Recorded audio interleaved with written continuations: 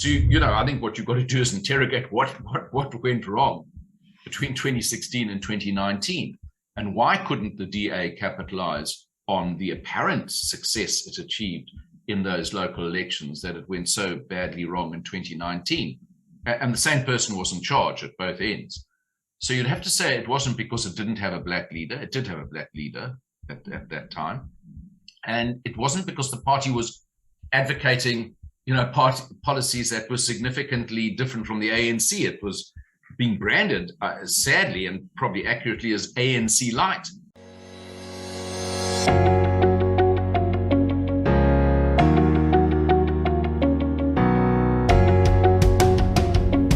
Well, hello there. My name is Solim Weng. Welcome to the #1 media company, WorldView, where we explore everyone's perspectives that can broaden our worldview. Today we have an awesome guest here with us to talk about all things that can broaden our world perspective. Tony Leon, I really need to read this introduction of him because I couldn't bring myself to shortening it. So many of you will know, of course, Tony is the longest serving leader of the parliamentary opposition in South Africa. He's a former leader of the DA, and he served basically as the leader of the opposition from 1999 to 2007. He has served as South Africa's ambassador as well to Argentina, appointed by former President Zuma. It's a discussion for later on. I don't know how you did that, Tony, but anyway, it is what it is. And he has also written about 5 books, one of which is called Future Tense: Reflections on My Troubled Land. And this is what we're going to frame this discussion under. Tony, welcome. Thank you very much, Solly. Great to talk to you and to be with WorldView this morning. I have no idea where to start a conversation with you, Tony. So many missed opportunities. But maybe let's try and go to a beginning. Not to the beginning, but to a beginning. You were a leader of the opposition in South Africa during the presidency of Thabo Mbeki. And there was not a sense out there that he liked you very much. How did you survive those years? Well, to quote President Roosevelt, I did what I could from where I was with what I had. I thought it was one of the best descriptions of leadership I ever read, because really you can only do what you can do where you are. And I think the interesting thing was I actually became the leader of the official opposition, that is the second largest party in parliament, in 1999, which coincided with Thabo Mbeki becoming president. But I was a leader of what was then a very small party before that election, the Democratic Party, right, which only had 7 seats in parliament. And one election we went up something like 6 times to just under 40 seats. But so I started off my political leadership under the presidency of Nelson Mandela. And Mandela was very accessible. He almost had a preternatural ability to reach out to people who disagreed with him and embrace them, if not physically, then at least conversationally and politically. And so I very much enjoyed that relationship, even though I could be very critical of his party, which I often was in the period of 94 to 99. And I, interestingly enough, had a very open door relationship with Thabo Mbeki, who was then Nelson Mandela's deputy president. And he was very accessible, amenable, quite lighthearted in many ways. And then the day he became president, at his inauguration, the 16th of June, 1999, it's almost like the shutters came down and a different persona emerged. And it was no longer Thabo, it was now President Mbeki, as he reminded you on each and every occasion. And he wore his office very heavily. Mandela, ironically, wore it very lightly. Perhaps that was part of the genius of his leadership. And Mbeki did not like being opposed, not internally or not externally. And that was my day job. I was the leader of the opposition. So of course I did oppose him quite vigorously, literally on the A to Z, starting with AIDS and his AIDS denialism right through to Z being Zimbabwe, where we were coddling the dictator Robert Mugabe. And I thought this was not the correct posture for a country like South Africa. And indeed, it wasn't part of the program that I'd signed up for when we inaugurated a new constitution in 1996. What really struck me about Mbeki's leadership, and there obviously were better aspects of it, was that I was once in a coffee shop in Cape Town and I bumped into Zwelinzima Vabi, who was then the head of COSATU. And he said, oh, I read in the newspapers that you don't have much access to Mbeki. I said, well, it is what it is. He said, I just want to tell you, I'm the head of COSATU, and I've never had a single one-on-one meeting with President Mbeki. So I thought, wow.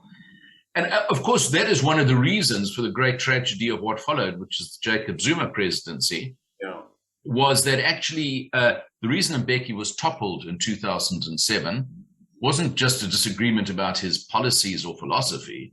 It was because of his icy disdain for any opposition, internally and externally.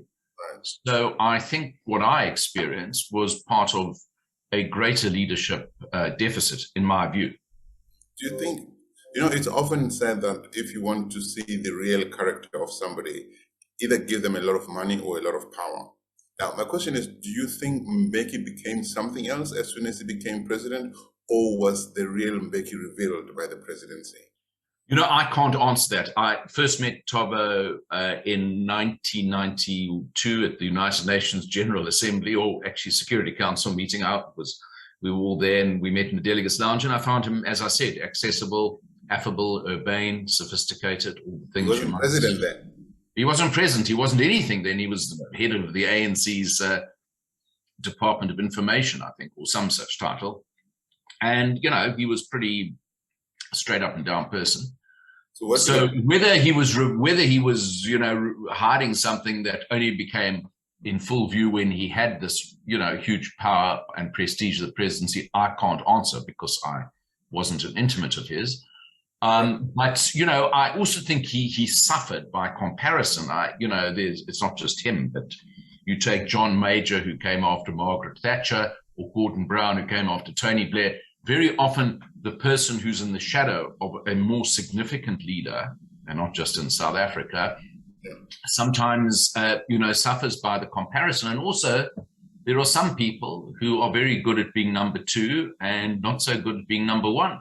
And I don't know what combination of circumstances it was, but I think that the Mbeki presidency was, as one could say, the prologue for the Zuma presidency, precisely because Zuma was the antithesis of Mbeki. And I think there was a yearning for that inside the ANC and arguably even in the country as a whole after a lot of the things that had happened on the Mbeki watch. There were always some very good things, like on the economic growth side, which we look at as a golden age from where we are now.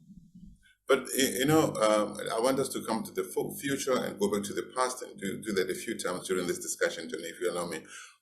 At what point did you start thinking about, not start writing, but thinking about writing a book called Future Tense about your troubled country? Well, I was persuaded by my late publisher, Jonathan Ball, who very sadly died just after the book came out last March. And he said, you've got to write a book about what's going on. I've written a lot of other books for him and for other publishers about being an ambassador, about my career in politics, about Mandela and the opposition.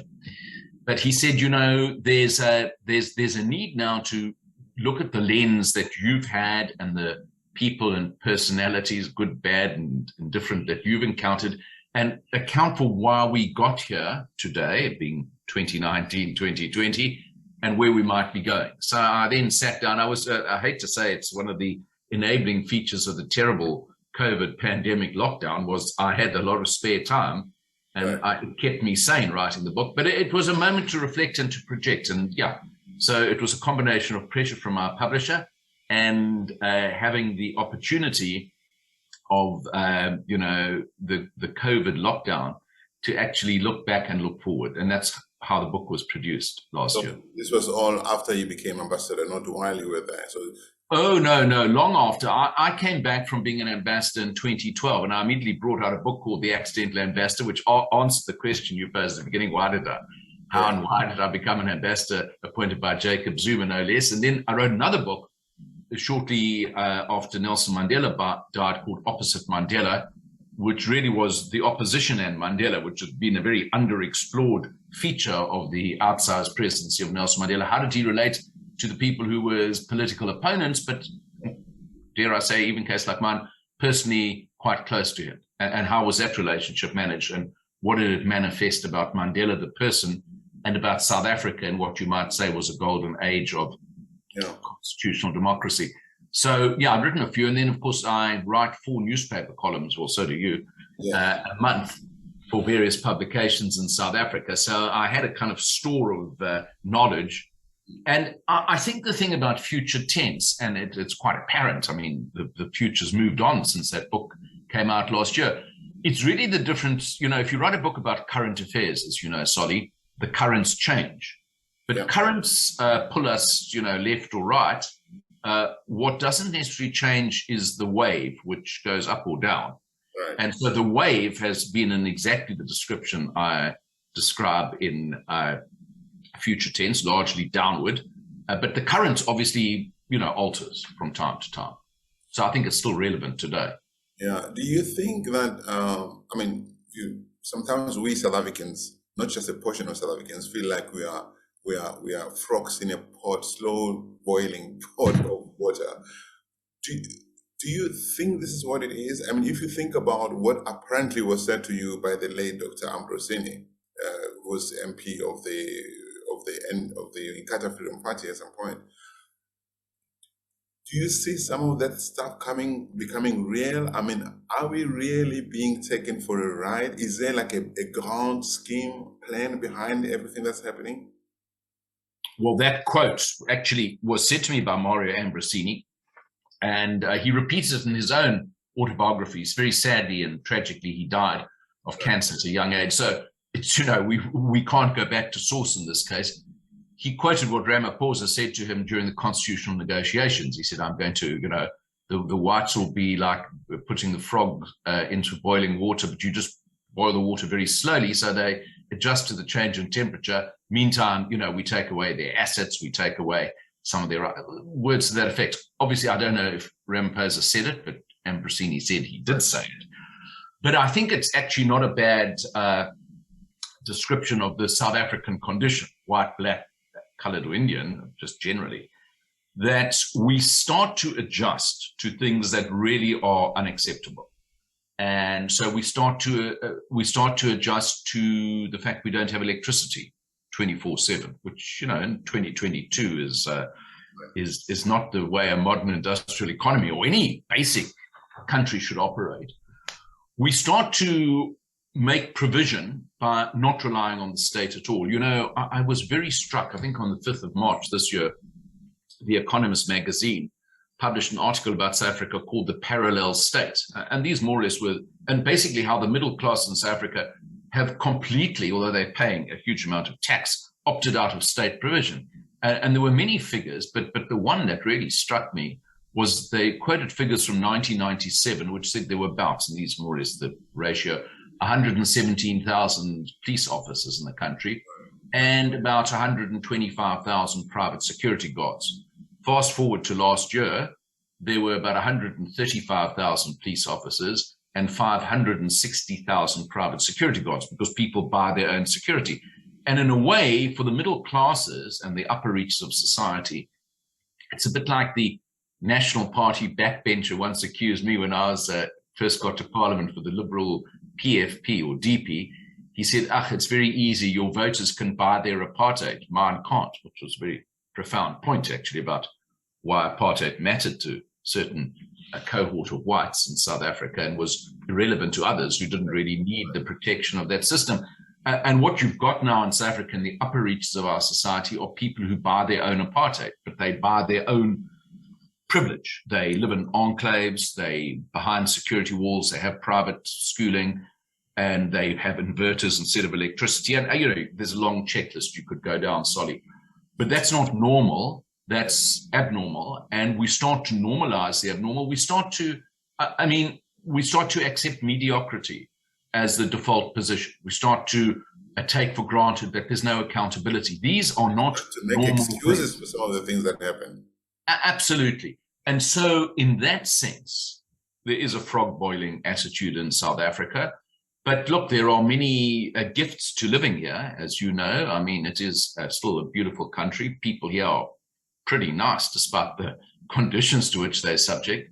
Right. And there are, you know, I can carry on about how people mind the gap. But, you know, I was just addressing a group of international lawyers the other day who gathered, can you believe it, to play polo in Plettenberg Bay. But I mean, you know, That's what well-heeled lawyers do from around the world. And I just said to them, you come to Plettenberg Bay with all this privilege and all this squalor, all very small community. But I said, you've also got these amazing NGOs, these community organizations that step in and do things that the state should be doing, but doesn't do. And we stopped to expect it. Isn't it scary that, I mean, we had NGOs during apartheid before the ANC came into power. A lot of those people who did that NGO community work around the country at some point thought, oh, we have a government for the people, by the people. We don't need to do this anymore. Let all the resources go to the government. Yeah. Now it seems like some of them are beginning to say, wait a minute, maybe we shouldn't have done that. Now they're coming back to do the job they are. that not the government for the people, but the people would do on their behalf. And it's not. It's failed dismally, isn't it? I completely agree with you. And we should demand and expect and hope for more. But, there's a wonderful old South African saying, a boer maak 'n plan, that actually when people just step in and they innovate. And I mean, one of the extraordinary features of the South African economy, if you look outside the state, in other words, in the private sector, is you've got these innovative companies that have actually managed to profit and to be ingenious in times of stress. And so, yeah, there are opportunities within all the dysfunctionality, and some people have been smart enough and savvy enough to take advantage of that. And good luck to them, because nobody likes a vacuum. But surely, Tony, this parallel state thing, I think a lot of, if you talk to individuals, I don't see they look at the bigger picture or they care about the bigger picture. It's their own survival every day. Do I have sufficient security? If I can't get it from the police, if I can't get protection from the police, I'll do it myself. Do I have sufficient electricity supply, or if for my business, whatever nature of business you're running, if I don't get it, I'm going to pay it for myself. Then everybody ends up doing the same thing. Then we continue paying taxes to a government that is using that money for something else. Surely, well, stealing. Stealing the money is what's happened. Is the Zondo Commission has given us in painful detail, more than R1 trillion by all accounts, was stolen during the so-called lost decade, which continues unabated. I mean, it's one thing to say that Zuma's a crook and a scoundrel, and he undoubtedly was both those things in the latter days of his presidency. But I mean, Ramaphosa has barely, made a dent in terms of interdicting this. He talks, he appoints a commission, he does a few gestures, but actually, I think the thing that really unsettled, the frog did jump out of the pot last July, when the looting and the wholesale rioting began in the Durban area, where I'm from originally, spread to Joburg, and suddenly 300 people had lost their lives while the police stood by, the military intelligence failed, the state was ineffectual or indeed enabling of the larceny. And Ramaphosa made another pompous speech talking about an attack on the state itself, and yet here we are, where we now in March, so we're some 9 months down the line, and not a single person has been arrested, indicted, convicted, or imprisoned who led that rioting. We know who they are, the social media messages. Some of them came from Nkandla. So nothing's happened. So you begin to say, well, for a lot of people, I think that was a turning point. And there's an article in the Financial Mail this week, which indicates the fact that, we can talk about the poor and the dispossessed, and we should. That's how most, unfortunately, South Africans live. But 1% of taxpayers in this country pay 50% of the taxes that you mentioned. And the problem is at the very top end, all the time. Yeah, those guys are leaving the country. And Knight Frank, the international property group, said that there's been a surge out of South Africa since last July when those riots happened. So it doesn't just have a consequence in terms of, people's lives, livelihoods, and those terrible things, but actually it just undermines the ability of the state to make any kind of provision, because the people who are paying to keep the state going are exiting the country. So if you don't get a wake-up call from that, then you've got to say nothing will wake you up. Sure. That's the present and the future, but we'll come back to that. I want us to go back to the past a little bit, Tony. When you look back at the leadership of the DA and the role you've played while you were still an active opposition politician in South Africa, do you have any regrets? Are there things that you look back and you think, maybe I could have done this one differently? Yes, you could have changed your tone of voice. You could have been a bit less chirpy on certain things, of course. But in the broad scheme of things, what I was trying to do, which I don't want to claim any credit for this, but it's a fact, was to build an opposition and to legitimate opposition as an idea, as a concept, as a reality, in a parliament which initially 94% of all MPs were in parties who were in government. That was the original construction of the government of national unity. Only 6% of the opposition of any MPs were outside the government of national unity. And, I think the fork in the road came in January 1997 when Nelson Mandela, whom, without overstating it, I had a very good relationship with, phoned me up, or his secretary did, and I went to have an early morning breakfast with him. And he said, "Tony, we need you in government," because the National Party had just decided to leave the government of national unity. And this was a very tempting offer, Solly, because, I was leading then a 7-seat party, and, I was 38 years old, and here was the great Mandela saying, "Join my government." And, after a lot of back and forth between me and him and between our respective organizations, I came to the conclusion, my party came to the conclusion, that actually, tempting and flattering though the offer was, South Africa needed an opposition if it was going to have a constitutional democracy and not just become a one-party state. And the clincher for me, strange enough, was when Mandela said to me, "Tony, we must face the world with one face." And then he added, faithfully, just like Mugabe and Nkrumah.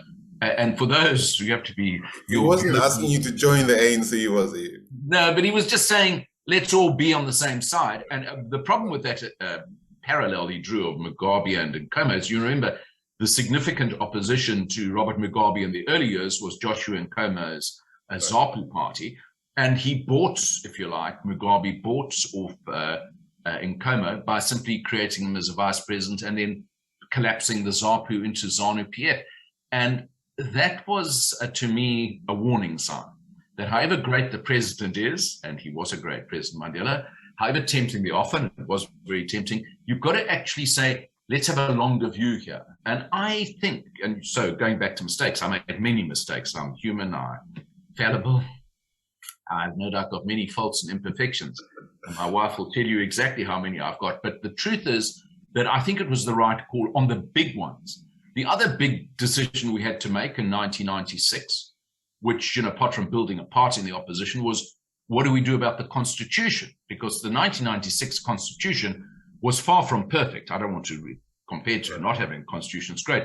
And there were a lot of things relating to the centralization of power, the over-concentration of power in the presidency, all of which came to pass, the weakness of the property clause. Every one of our reservations in the Democratic Party were borne out by time. But we then had to make a more fundamental decision because the ANC didn't have a 2/3 majority in 1996, was do we actually support, warts and all, the Constitution? Because South Africa will be better off under a constitutional rule of law than simply no constitutional rule of law. And we decided to support the Constitution, which I think was, apart from founding an opposition, was the second very big call. It was the right call.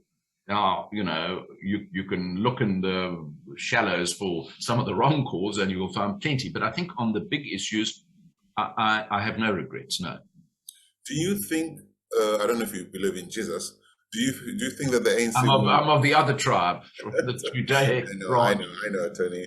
But do you think that the ANC will misgovern until Jesus comes? Well, I'm very struck by the fact that last year, in November, in the local elections, for the first time, it's only been in government for 28 years. It's a long time. It's longer than Putin's been president of Russia, God help us. That the ANC got below 50% in the local elections, nationally speaking. And, most of the cities have fallen from its grasp, Joburg and Tshwane, Pretoria, Cape Town. Those are the big cities where people live, work. And even in places like Durban, they didn't get 50%. So I'd have to say that is a sign. Now, whether that will be replicated nationally in 2024, I hope so. I hope the ANC gets well below 50%. Because I think no party should have a monopoly on power. Yeah. But what would happen in that event, of course, we can speculate endlessly. Would the ANC stitch up a deal with its wayward son, as my friend Mbeki calls the EFF? Would it pivot towards a more DA orientation? We can't say. Would it go into business with the rats and mice, very small parties to cling on? But, you know, this once mighty behemoth is crumbling, and that is in the nature of events. You know, every liberation party which became a government, this is at the end of my current book, Future Tense, eventually falls from power, unless it actually cheats its way at the ballot box or uses a military intervention. You know, the Israeli Labour Party dominated Israel from 1948 until 1977. And was thought to be, that was the whole country was in its image.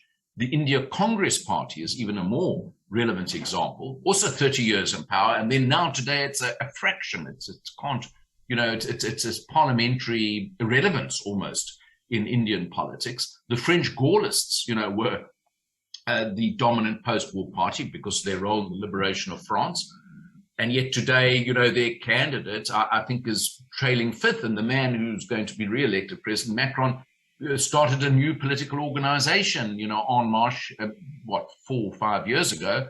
Yeah. And he is now the dominant force in France. So you can look across the world and you can see that monopoly one-party rule, unless it's a subversion such as Putin's done in Russia, is not the natural condition in 2022. And I don't think it is in South Africa either. We'll talk about the opposition right now. And of course, people have to have something to navigate to away from the ANC. And there's a lot of talk of, but where do we go? Where do we go? Where do we go? Each time this question comes up. But I want to go back to the DA. When you look at the Democratic Alliance, are you proud of what it has become? And let me add this. There was a time, around the time, I think, when Maimane was leading the DA, when it openly spoke about being potentially a replacement at national level of the African National Congress. But we know that the DA will not become the opposition or the leader it must be of society if it doesn't attract many Black people. It doesn't start appealing to the Black majority because of the numbers, of the sheer numbers, if anything else. Is it going to get there? Or has the DA retracted back to the position of being a strong opposition party and with no more ambitions to become the leader that it could be? And I want you to also maybe touch on what happened to Lindiwe Mazibuko. I mean, was she promised anything? Oh. And money is, you know, look, you need to bear in mind my knowledge, personal knowledge, direct involvement in any meaningful sense ended in 2009 when I left Parliament, and 2007 I stopped being the leader of the party. So obviously, when I left Parliament and stood out for my leadership, Lindiwe Mazibuko was a junior press officer in the media office of the parliamentary DA. So, you know, she wasn't in line to be a leadership candidate for anything. That all happened quite rapidly after I left, maybe because I left. And Mmusi Maimane was, you know, as far as I know at the time, supporting the ANC. So he wasn't even in the DA. He was doing what, sorry? Supporting the ANC. Look, I think part of the problem was that actually Mmusi, who had many estimable qualities, I elaborate in my book, basically was not really DA at all. He was a very significant Christian church minister on the one hand, and right through the Thabo and Mbeki presidency, he'd voted for the ANC, not for the DA. And then, you know, in rapid succession, he became the leader of the DA, which just suggested that his philosophical roots were not deeply embedded in the party. And what happened was in 2016, he was leader and the party achieved its best local result ever, got I think 27%, won all those cities. And in 2019, within 3 years, he'd presided over the worst setback for the party at a national level that it had since its founding. It lost 500,000 votes in every election since 94. It had gone forward by adding hundreds of thousands of votes. So, you know, I think what you've got to do is interrogate what went wrong between 2016 and 2019. And why couldn't the DA capitalize on the apparent success it achieved in those local elections that it went so badly wrong in 2019? And the same person was in charge at both ends. So you'd have to say it wasn't because it didn't have a Black leader. It did have a Black leader at that time. And it wasn't because the party was advocating, you know, policies that were significantly different from the ANC. It was being branded, sadly and probably accurately, as ANC light. And so its appeals were not actually rewarded with significant votes by the electorate it was apparently appealing towards. So I don't think that was something that actually achieved what it set out to do, if that was the objective. I wasn't obviously the lead at the time, so I can't comment. So I think there's a brand issue with the DA. I mean, you're a branding expert, Solly. And, after 20 years of, having this kind of label stuck on it, you're a white party or you only stick up for minority interests, quite a lot of that sticks. Whether that's going to, at a time of national catastrophe where South Africa is really going to make a huge difference, we don't know. And whether, in fact, the DA can become something else from what it is at the moment is also perhaps a bit of a stretch. But, the DA is the only party, and I'm not saying this because I led it, because when I started, it was a 1.7% party, now it's a 20% something party, which has managed to, achieve over 5 elections or 6 elections, a growth point that puts it in the 20s. Now, this sounds very poor comparison to the ANC, which on its worst day is in the 40s, so it's twice the size.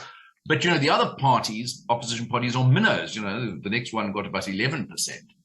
But, I mean, the question is, if the DA doesn't even advance at all, but sticks to what it has, and other parties start to emerge and do better, can those parties coalesce to create a non-ANC alternative? Maybe South Africa doesn't just want 2 hostile blocks, ANC versus DA, but ANC versus a multiplicity of others.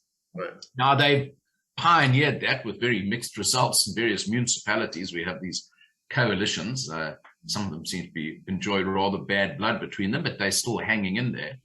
And you've got to hope that somehow South Africa gets an alternative. And I don't know what it's going to look like. I don't know whether it's anyone who's in leadership knows what it looks like, but I think South Africans Action SA, is there hope in Action SA becoming that alternative?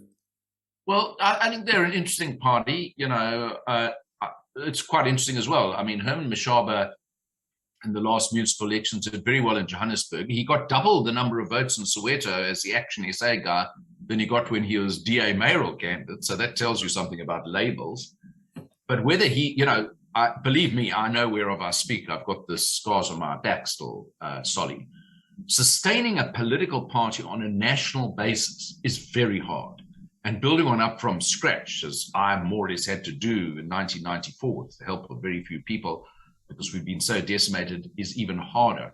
So, it's one thing to do well in the Joburg area, which is very important. Do it across the country, well, that's another order of business. And, I suspect some of the growing pains you're seeing in Action SA will start to multiply, because I think parties need not just a personality, they need a strong philosophy. They need a very strong sense of commitment. And that is hard to come by. But, just on the question I was asking you earlier, which you answered to an extent, a good extent, the DA was at a point in its history when it was beginning to have conversations about what it needs to shed in order to become the big party in South Africa. And inevitably, Tony, those kind of conversations would start scaring some people, some traditional leaders or members of the DA. Some people would walk away, as they have. Some people started saying, we are a liberal party. We don't want to become X, Y, Z. So they moved to the CC Plus, right? The Freedom Front. Freedom Front Plus, correct. But maybe that was the sacrifice that needed to happen in order for the DA to start looking really serious about attracting more Black people and rising. But then you guys panicked. That's my view of it. Okay, my view is that you guys panicked at a time. It was okay for people to say, wait a minute, that's not what we signed up for. But the bigger ambition would not happen had the DA not prepared itself to attract more Black people. So my money was, in my view, heading towards attracting those Black people. Well, I think arithmetically, at the time when the numbers started dropping, which was, in my view, inevitable, you guys panicked and dropped my money. Well, I didn't drop him. The party, I mean, look, I was involved, one of 3 people on a panel that looked at that election result at his request. And we were told to make findings, however unpalatable they were, and we did. And we suggested the leadership change. But that was because, 220 written submissions from the party and 40 oral submissions from senior leaders said that there were serious problems with the leadership. We reflected that in our report. But I think on the arithmetic of that election in 2019, it's not just that the DA lost 450,000 largely white votes, all right, to the Freedom Front. The party regressed among black voters in the same election, having tried all the things you described, to a point where actually on the party's own tabulation, when I, Tony Leon, who happens to be white, was the leader in 2000, we got more black votes as a percentage of the electorate in the 2000 local elections than the DA under a black leader in 2019 achieved. So actually there was regression on all fronts. And when you're going backwards everywhere, you've got to say, well, something's wrong and you need to go forward.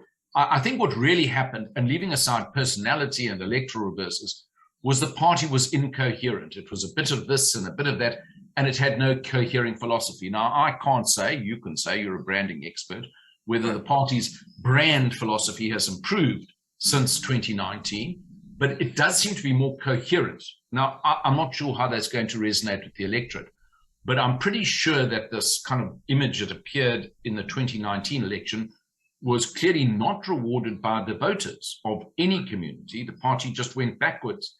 And, you know, I used to say being an opposition party in South Africa is like being a shark. You've got to keep swimming, otherwise you're going to die. So, you know, the ANC can afford to lose a lot of support. It really can, as it has, because it's had so much to start with. It just eventually it starts to lose power, as we've seen in the cities.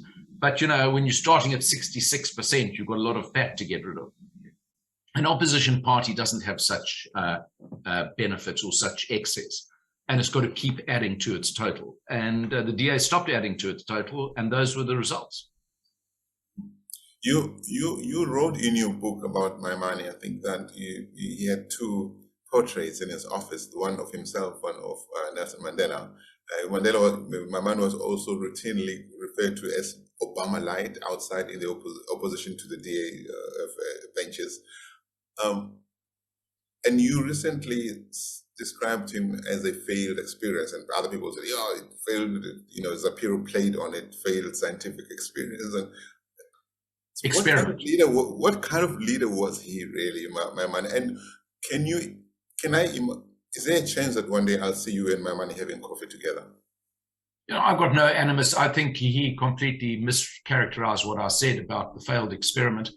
And, you know, James Marburg and Politics Web actually did a search and found that 11 publications and individuals had referred to his leadership as a failed experiment. Every leadership is an experiment because you're taking a chance, particularly someone who had no strong background in the party or in its various formations until he became leader. And the Sowetan, which criticized me for the remark itself when he left the leadership in 2019, said, well, that's the end of the Maimane experiment. So, you know, there's nothing pejorative about the term, but people choose, you know, to indulge in the 2 weeks hatred that is meted out on social media to certain personalities. Yeah. So I think Musi had very strong characteristics. He was a very compelling speaker. He was good looking. He had a nice family background. He was a motivator. I think those were important things. But I think philosophically, he was all over the map. That was quite clear. The party hopped from one thing to the other, took up certain causes, then dropped them. There was no consistency. And the real problem was that the party leader has got to strongly crack down on dissent without stifling debate. That's a very difficult art form because you can't lead a fractious party. Actually, everyone just did what they liked under that previous leadership, and that's why the party was incoherent in public. And instead of leading, the management got involved in leadership. There were a lot of issues. But, you know, clearly he has some following, and I think he's standing himself in the next elections as an independent or something. Well, we'll see.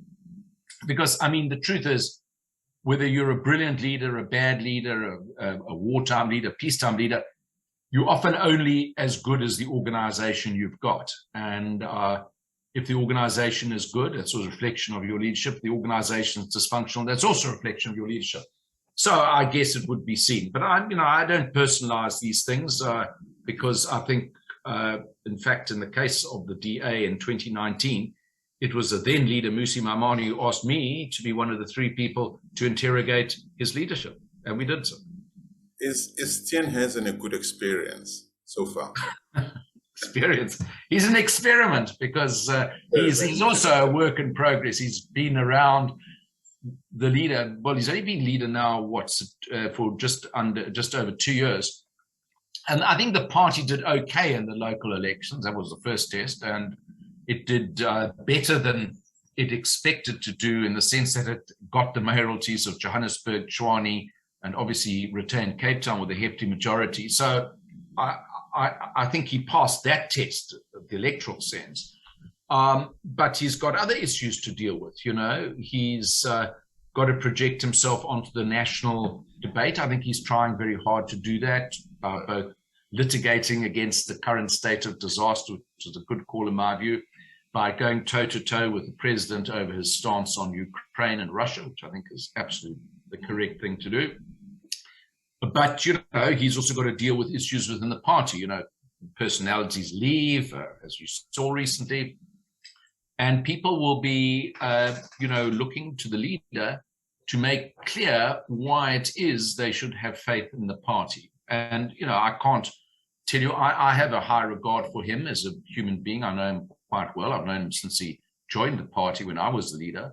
And I think he's got a lot of experience. But it's not for me, since I'm not an unbiased voter, to say, or an uncommitted voter. I am both biased and committed, how that's going to project onto the national stage in the real election that counts, which is in 2 years' time.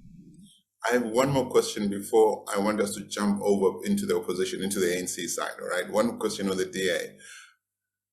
Does the DA, is it having problems with black leaders? Because that's what South Africa is saying. Just yesterday, another black leader left the DA. And the question of black leaders and how they survive or how they find their way to move around the DA always comes up. Does the DA see this as a problem? What do you think should happen? Well, certainly in terms of the narrative, it's a problem, because every time a person, well, of course, you know, Athol Trout left and he was decidedly white, so that had a different narrative. But generally, if a person leaves who's black, I treat exiting politicians from one party with a degree of circumspection, because, you know, I can only speak about my own experience. I had serious misgivings with the party leadership when I joined the PFP, as it was called, as a young man. And I lost my first nomination contest, a completely rigged situation with a sort of old guard network when I was standing in Braamfontein. This is so long ago that only I can remember it, probably. And it was a stitch up. But I didn't leave the party because I was disappointed with what happened to me personally. I didn't say, do you feel my pain? Do you hear me as a unique individual? I joined the party because I believed in what it stood for. And that, to me, is the only basis for a political party membership. Not because, you know, I'm heard as an individual. I'm sorry, I'm very impatient with people who say, you don't hear me or see me. Then you must be seen and you must be heard. You mustn't be like the child who stands in a corner on the old Victorian nursery rhyme. So I'm not very sympathetic to people who say, well, I had a bad experience. Yes, politics is bad in many ways, and political parties are nasty. But, you know, you either believe in the philosophy or you don't. So that's my departure point. So I'm probably the wrong person to ask about why X, Y, and Z leave a party. I think you should leave if the party philosophy is not what you signed up for. That's a good reason to leave. But surely it must address the black issue. I'm not in terms of, as you said yourself, the perception out there, and the perceptions are not necessarily. Oh, sure. The perception is black leaders leave. I mean, look, the party, you know, gets that, because there are some significant people who happen to be black who leave the party. On the other hand, the party probably doesn't get credit for the fact that it is under its banner that there's a black woman who's mayor of Johannesburg today, DA. There's a colored man who's mayor of Pretoria. I think he's colored. He's not white anyway, Tshwane. And, you know, there are a lot of MPs and provincial MPs and councillors in the party who aren't white. But that tends to, you know, obviously attract less attention than high-profile departures. And look, you've got to accept that. Someone messaged me about the departure of this eminent person, Mbali and Tudi, and said, "Oh, well, you know, at least she didn't slag off the party." I said, "Don't worry, she didn't need to say a word. The narrative will pick up the slagging off, because for exactly the reason you said. So sure, it does feed that narrative, and there is this label attached to the head of the party, whatever it does. It would stand on its head, as we've discussed. It had a black leader for, in the recent past. It had many people who were provincially and locally who were not white, but it didn't remove the label from the party's head. So I'm not sure that that's going to change simply because of a departure or an arrival, whether it's the departing NPL from KwaZulu-Natal or the arriving mayor of Johannesburg, both of whom happen to have the same racial background, but obviously are very different personalities. And I guess the hard swim the DA has is it's still saying, which true to its philosophy, we are a party of individual choice. It's not that we don't see you because you're black or white, but we actually believe you have God-given rights, talents, and responsibilities as an individual human being. And that's not so easy in a very race-conscious society, but if it abandons that as its departure point, then there's not much point to the DA, in my view. Okay, thank you, Tony. Tony, we're not letting Ramaphosa and the ANC off the hook here. Good. Nor should we. Zuma was here, he under him, and I always say not Zuma, this is the ANC under Zuma, because he defended this man left, right, center, and forward, all right? And we know how people like Gwede Mantashe even tried to push the banks into reopening Gupta accounts, even when we knew what was going on. So the entire ANC is involved. A lot of selective amnesia. In this South Africa an apology, there's no doubt about it. But Ramaphosa came in and everybody thought, oh, New Dawn, this man speaks well, he speaks good English, he dances, he runs along the promenade in Cape Town, he must be the man of the people. But many of the things continue to happen even after him. He has not fired a lot of people that he could have fired at national, provincial level. He's basically walks the line, just like he's doing on the Ukraine-Russian story. So he walks the middle line, right? Now, this thing, and my question to you is this one. We know that the ANC is heading towards the elective conference later this year. We know that Ramaphosa has been a disappointment. But do we really want him to lose this election? Do you think that if he lost this election later this year and some other person came, God knows who, I don't think it'll be a much better person than him, South Africa would survive longer? Well, it's a very interesting question. So let me say this. Ramaphosa's, to as many previous supporters, a huge disappointment. He's basically a compromiser. He's a consensus seeker. Abe Ban, the great Israeli politician, said the problem with consensus, it's something to which everyone agrees, but collectively, but to which no one believes in individually. And Ramaphosa personifies that, but I'm afraid it's a very weak position to have. I was told by someone who was very closely involved from the ANC in his leadership campaign in 2017, which was victorious by a hair's breadth, as you know, at Nasrec. Yeah. The problem was that he won. And I thought that was quite a strange position. He said it would have been better if he'd lost. So I said to my interlocutor, why? He said to me, because actually what happened was Ramaphosa barely won, and he saddled with half the party that hates him and what he apparently stands for. And if Nkosazana Zuma had won, at least matters would have been clarified. The party would irrevocably have split, and South Africa would be much better off for that fact. But trundling along, Ramaphosa is almost like a Band-Aid you stick on a gaping wound. He does enough, barely enough, right, to take the party forward. And, he's more of a vote winner than the party. I mean, he's better regarded than his party is, which is not very difficult since most people associate the ANC with corruption, with incompetence, with stalled delivery and all the other sins that visited upon us as a country. But he sort of puts a bit of a sheen on that, precisely because, I describe in my book, Future Tense, as a bad GP who's got a terrible diagnosis, but he's got a very nice bedside manner. That's our Cyril. Nice, kind of useless doctor, but lovely manner. So actually, if he hadn't won, or if he was to be toppled, which he won't be for the reasons I've described in December, you'd see the situation much plainer. I don't think the ANC could stick together without him. So he's actually what keeps it going forward. But actually, every day that the ANC continues not to make decisions, not to install a reform agenda at the heart of the economy, not to flush out all the crooks and competents and scoundrels who populate our state-owned enterprises, our and cabinet and all other institutions of state, is a day actually that South Africa doesn't move forward as a country, as an economy. The fact that Ramaphosa cannot do a single major thing to promote growth in a country, but can simply try and redistribute what there really is in a very low growth, high unemployment country, tells you everything, because he lacks the courage and he lacks the backing to do what needs to be done. So my view now, my reform view, is we'd be better off if he lost in December, which he won't, because then the fault line in the ANC would be plainer and the country might actually recover shorter order than it will do if the ANC sclerosis continues. But you know, Tony, that worries me. What if say Mabuza came in and he went into some form of alliance with Malema and those people, and then we think we're going to have elections in 2024, and then we end up with the kind of people saying, no, we're not going to have elections in 2024. A lot of these guys were against the local government elections taking place last year. You will remember.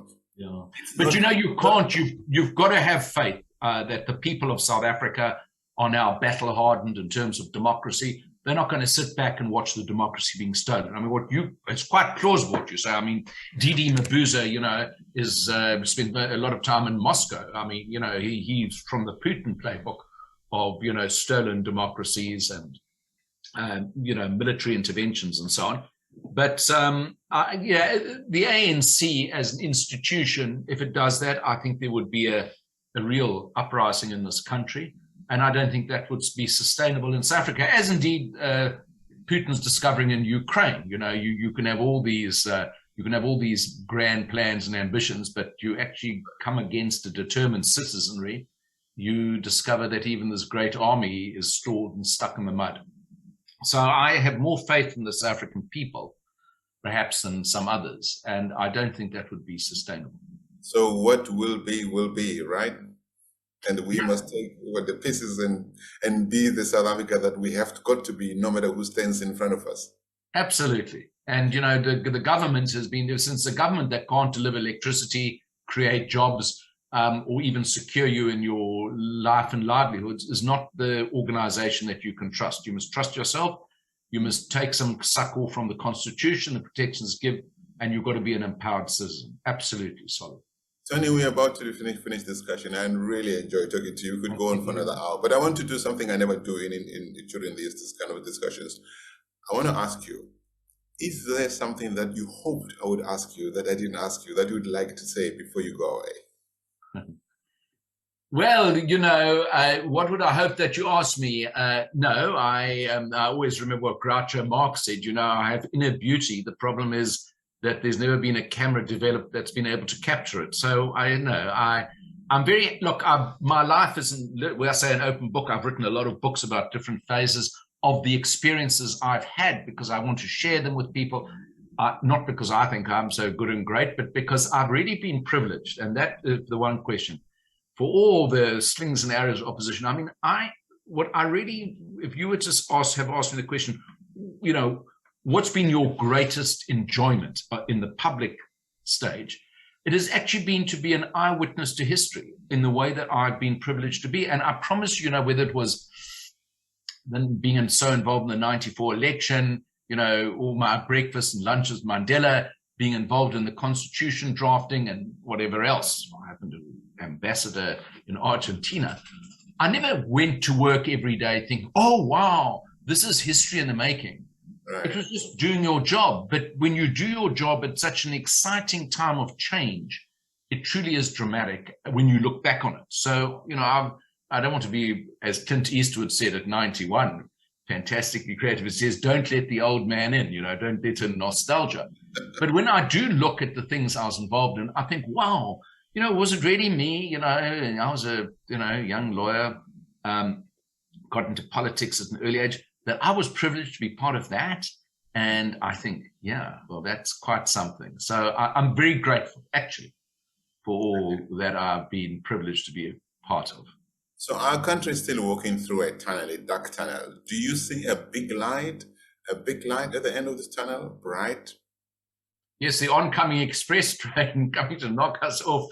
Now, look, I'm skeptical about sort of these great moments that change everything. I just think you've got to, cultivate a skeptical faith. That's what I call it. So no Gotterdammering, no utopia. You've just got to keep on keeping on as best you can, doing what you can from where you are with what you've got, to quote President Roosevelt. That's my philosophy. Thank you so very much, Tony. And to our viewers out there, thank you again for following another session of WorldView, the best media company where we explore everybody's perspective that can broaden our own worldview. And you've seen it with Tony. I'm much better off knowing what's going on in South Africa and maybe putting a better perspective into my own views of South Africa after this discussion. And so I hope that you too have gained some interesting knowledge from that, and that you will keep following us on social media, WorldView. Thank you, Tony. Thank you, everybody. Thank you very much, Solly. Goodbye. Bye-bye.